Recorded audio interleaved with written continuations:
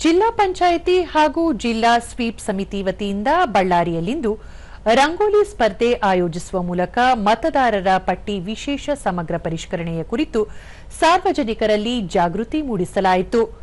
ಮಹಿಳಾ ಸ್ವಸಹಾಯ ಗುಂಪಿನ ಮಹಿಳೆಯರು ಅತ್ಯುತ್ಸಾಹದಿಂದ ಸ್ಪರ್ಧೆಯಲ್ಲಿ ಪಾಲ್ಗೊಂಡು ಆಕರ್ಷಕ ರಂಗೋಲಿ ಬಿಡಿಸುವ ಮೂಲಕ ಗಮನ ಸೆಳೆದರು.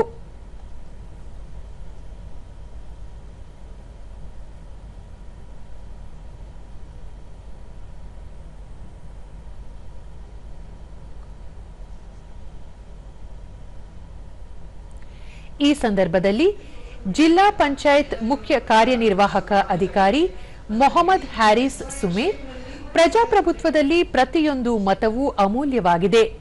ದೋಷರಹಿತ ಮತದಾರರ ಪಟ್ಟಿ ರೂಪಿಸಲು ಪ್ರತಿಯೊಬ್ಬ ಅರ್ಹ ನಾಗರಿಕನು ಎಸ್ಐಆರ್ ಪ್ರಕ್ರಿಯೆಯಲ್ಲಿ ಭಾಗವಹಿಸಬೇಕು ಎಂದರು.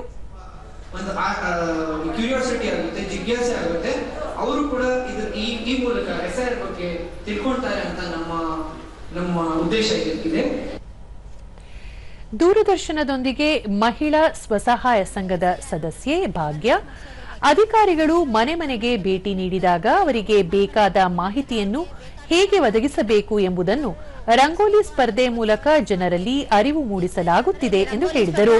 ಮೂಲಕ ನಾವು ಅವೇರ್ನೆಸ್ ಕಾರ್ಯಕ್ರಮವನ್ನು ಮಾಡ್ತಾ ಇದ್ದೀವಿ. ನಾವು ಸ್ವಸಹಾಯ ಸಂಘದ ಮಹಿಳೆಯರಿಗೆಲ್ಲರೂ ಪ್ರತಿ ಮನೆಗೆ ಹೋಗಿ ಮಹಿಳೆಯರಿಗೆಲ್ಲರಿಗೂ ಈ ತರ ರಂಗೋಲಿ ಹಾಕಿ ಅವೇರ್ನೆಸ್ ಮೂಡಿಸಬೇಕು ಅನ್ನೋದೇ ನಮ್ಮ ಉದ್ದೇಶ. ಮತ್ತೋರ್ವ ಸದಸ್ಯೆ ರಾಜೇಶ್ವರಿ, ರಂಗೋಲಿಗಳ ಫೋಟೋಗಳನ್ನು ಸಾಮಾಜಿಕ ಜಾಲತಾಣಗಳಲ್ಲಿ ಹಂಚಿಕೊಳ್ಳುವ ಮೂಲಕ ಮತದಾರರ ಪಟ್ಟಿ ವಿಶೇಷ ಸಮಗ್ರ ಪರಿಷ್ಕರಣೆ ಕುರಿತು ಸಾರ್ವಜನಿಕರಲ್ಲಿ ಜಾಗೃತಿ ಮೂಡಿಸಲಾಗುತ್ತಿದೆ ಎಂದರು.